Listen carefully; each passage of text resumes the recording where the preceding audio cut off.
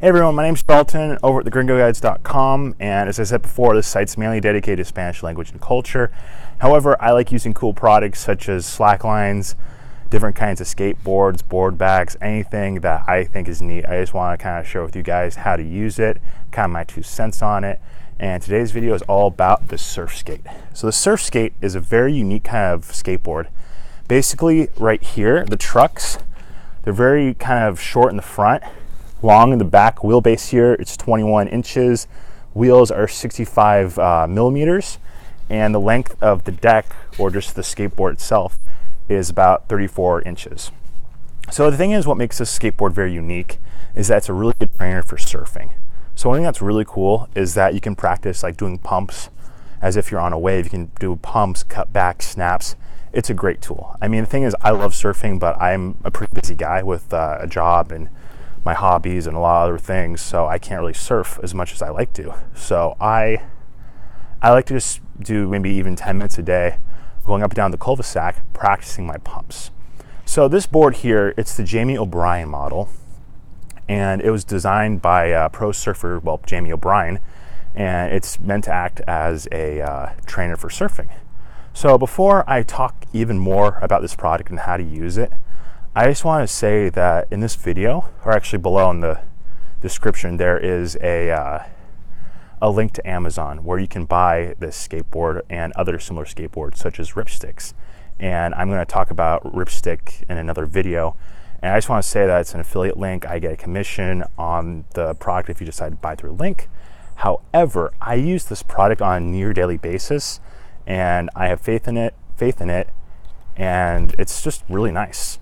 So basically, the best thing you want to do with this kind of board, want to make sure that when you ride it, you put it down on the ground, you put your foot in the middle of the board, because if you want to see how it rides, I'm just going to move the camera. The board itself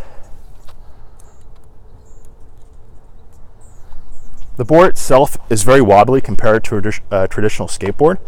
So basically, it's kind of wobbly right now. It can go on one edge. You don't have to put too much pressure on this side or that side. You want your foot in the center, kind of by those screws. That really helps for stability. And then you want to put your back foot on the traction pad. And it's kind of neat though, because like a surfboard, it has a traction pad. It has that design. It has right here the V groove, which kind of helps you pump. So in a little bit, I'm going to take off my microphone. I'm just going to ride around the street. You guys can see how to ride a SurfSkate, and then I'll kind of just add in explanations like how I was riding and the best ways to do it. So I'm just going to take off my mic. I'm going to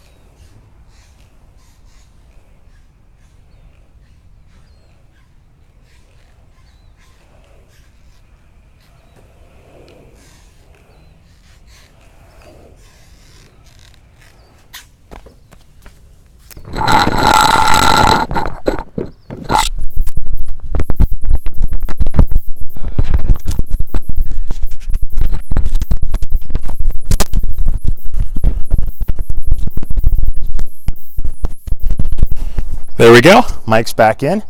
That was kind of a product demonstration of how the board works. So one really cool thing I like about SurfSkates in comparison to a standard skateboard is that on slight inclines, you can ride without you can ride without putting your foot down. So notice how in that video, all I was doing, I was having my knees bent, going up, using my arm, pumping just as if I was on a wave. It's a pretty cool cross-training technique. And so the thing is, what helps with riding a surf skate, I mentioned before, you want to have your front foot planted kind of by these little screws. Here, the screws in more detail. Want your back foot on the traction pad. And so basically, it's kind of the same thing as surfing. If your regular foot, your left foot is out in front. If your goofy foot, your right foot is out in front. Same exact concept. And one thing that really helps, though, you want to make sure that your knees are bent. And the video, knees are bent, kind of butt down as if you're doing a squat. Kind of using that motion to up, down, and using your arm too, because your arm, that acts as more of a pump, and it's really helpful for surfing. And one thing I like to do to improve surfing is to watch the pros. I mean, I love watching Jamie O'Brien, Miguel Pupo, Adriana G. Souza, very talented surfers. And one thing I notice that they do is that when they go up the waves, they look up, they have their arm out like this, doing front hand snaps, of course. And they do really good snaps and cutbacks. So basically, they have their arms like this. I don't know if you guys noticed, but when I was riding, my arms are kind of going down too. I was using them as a guide. So basically, wherever your arms go, your head goes and your body follows. Makes for a lot cleaner cutbacks, turns, and it's really good form. So I'll demonstrate one more time.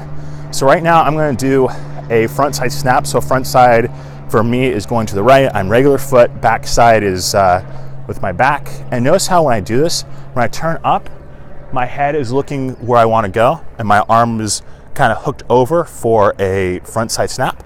Back side snap, similar thing. You go up, hook that left arm over, and I will demonstrate one more time.